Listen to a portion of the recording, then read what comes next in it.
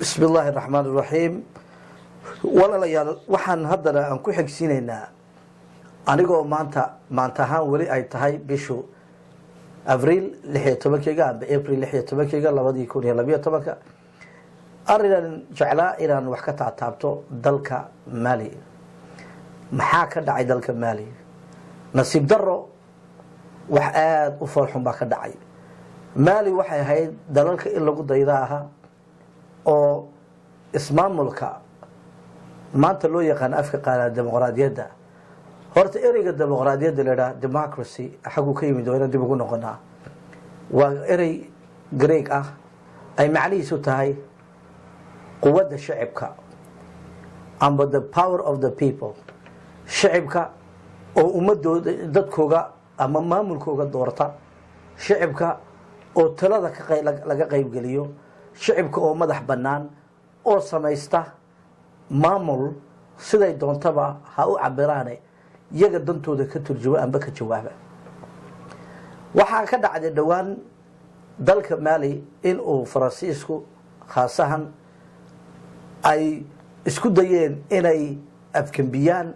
ay niman dhalinyaro ah oo waliba nin kabtan isku sheegaya inuu wadankii ay qabsan yiraahdeen laakiin dad badan waxay isweydiinayeen aaway generaaladii wadanka aaway koloneeladii wadanka aaway komandaayadii wadanka afar la jiray koloneelaa jiray way saddexle de ana inay sheegaya baaritaanka aan baadnay telefoona lagula hadlay kuwaas oo dhan ay dawladda Faransiiska waliba sirdoonkooga ay kula hadleen ay yiraahdeen ma dhaxgali kartiin wiilka yare qofulan ee khariban baan anagu shaqada u dhiibanayna isagiina markii lagu gaaray dantii la doonayay war ka baxbaa mid baa meesha la dhigtay hadaba maxaa Mali loo afgambinay Mali laba wax baa loo afgambiyay madaxweynihii Toumani Touré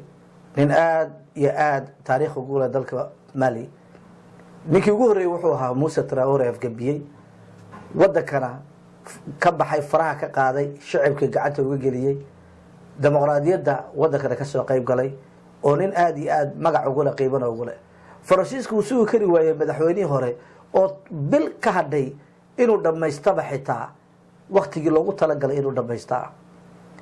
waxay u soo kari waayeen dimuqraadiyaddii meesha ilaa 293 socotay yaa la rabay in la kharibo maanta marka laba wax bay ahayd arrinkii uu kaga soo horjeeday dhibaatooyinka uu ku sameeyay dalka Faransiiska Libya iyo Ivory Coast amba Faransiiska la yiraahdo Cote d'Ivoire iyo Mali oo heshay gas oil la yiraahdo amba ma taqaana petroleum Ingiriiska lagu yiraahdo amba oil la yiraahdo oo anaguna nidhaahno saliida ee baabuurta iyo waxa lagu sameeyo oo ciid sida ma taqaana oilka Canada oo kala ah qiimihii buu u diiday qiimo been ay ku doonayeen ku qaataan inta badiyaa wadannada Afrika arkaysiin 10% ilaa 3 oilka ugu dhanba petrolka ugu dhanba laga daldasha dalka uu ka mid yahay bahalkii muxuu ahaa Gabon Congo Brazzaville Cameroon even xitaa Guinea Equatorial 5% Chad Gabon 3% isaga waxa laga yiri 10% ya barmeelkiiba lagu siinaya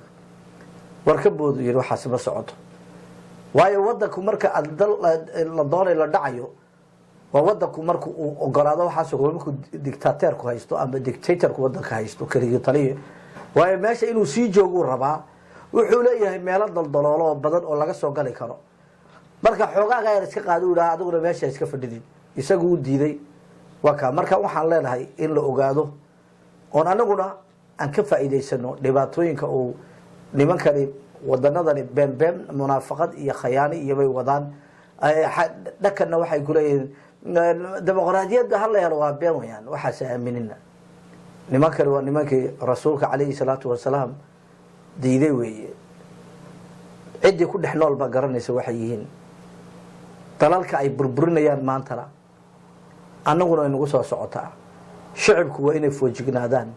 inna nagu mashquuliyeen maaha Ismaaciil Umar baa xun oo lagu yiraahdo may Ismaaciil Umar kuwa uu la mid yahay xaga la dhigtay kuwa imika macaaradka shisheeye iyaga waa la isticmaali karaa بريتو لما تبيش حاجة يجوا لكن أنا وين فوجئنا كان أنا ربنا وين عندنا. السلام عليكم ورحمة الله وبركاته.